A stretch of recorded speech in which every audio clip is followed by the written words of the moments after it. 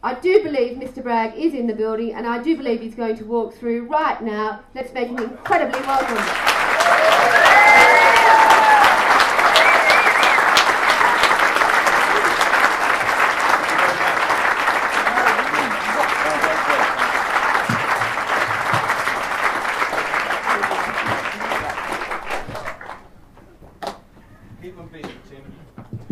Sing a song? Yeah, a joke. Tell a joke. No. Tell him a joke. Sing a song, yeah. My old man's a dustman. He wears a dustman's hat. Hello, mate. Are you going to do a song? Oh, no, I am. 1, 2, 1, 2. Yeah, it works. I want to sit down with this, am I? We're sitting down. Okay, live vocals. It's the conversation. This is a nice low seat, isn't it? I'm at that age where if I get up out of a seat like this, I have to make a noise. They found out in the UK by asking the listeners of the Radio 4 Today programme, who are the most intelligent people in the UK, when they thought middle age begins, and they decided middle age begins at 55. And I'm 54 for another 2 months, so these are my last moments, kids. I'm going to use them all up on you in Australia. Tim, what are we talking about, mate? Quick. I've had too many coffees. This is the book, The Progressive Patriot. Getting all the glasses as well.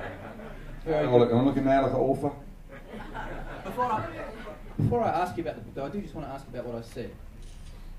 How important do you think it is when people are looking to change the world, to do something good, to make a difference, to actually have that compassion, to have that humility, to have that empathy, rather than just the pure rage?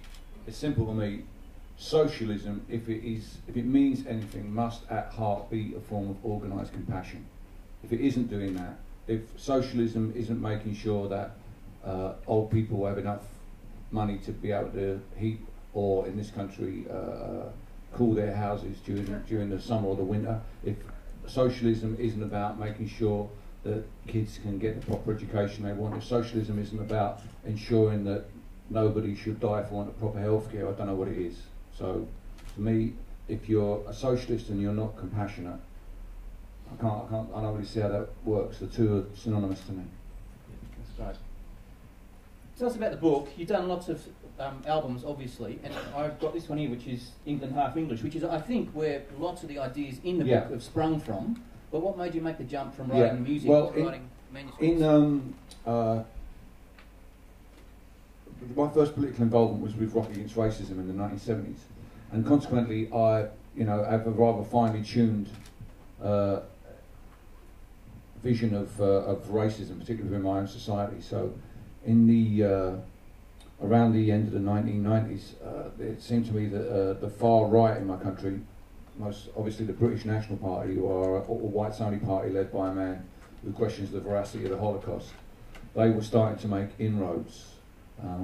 And that made me feel that on the left we should start talking about the politics of identity, talking about Englishness. At the same time, the Scots were beginning to express their pride in their identity in a kind of post-imperial way, very cleverly creating the idea of an inclusive sense of Scottish identity, and at the same time adroitly leaving the English holding the baby of empire. Very clever of them to do that.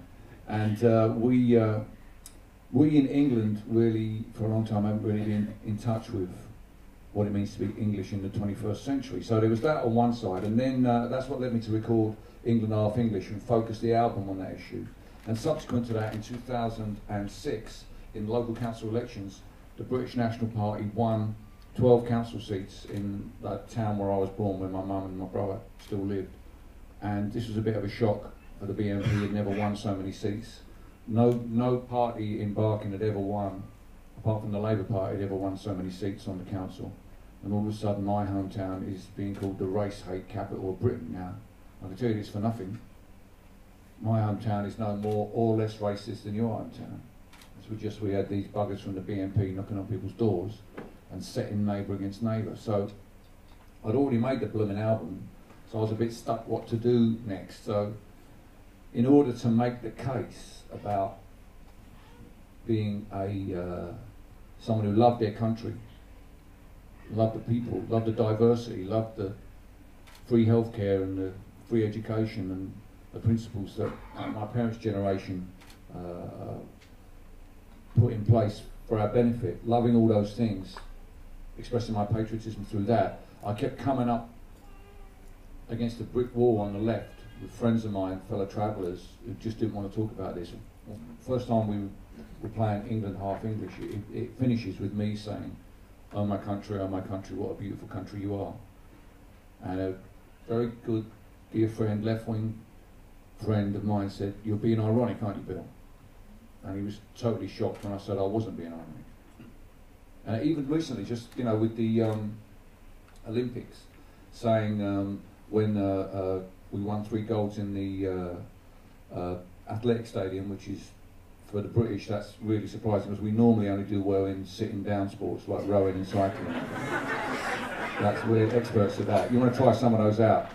Splashing around in the swimming pool's fine and dandy, but the Chinese are always going to swim faster. So when we won those athletic medals, it was beautiful because one was won by a Somali immigrant who, when asked if he wanted to run for Somalia, said, look mate, this is my country, what more could you want?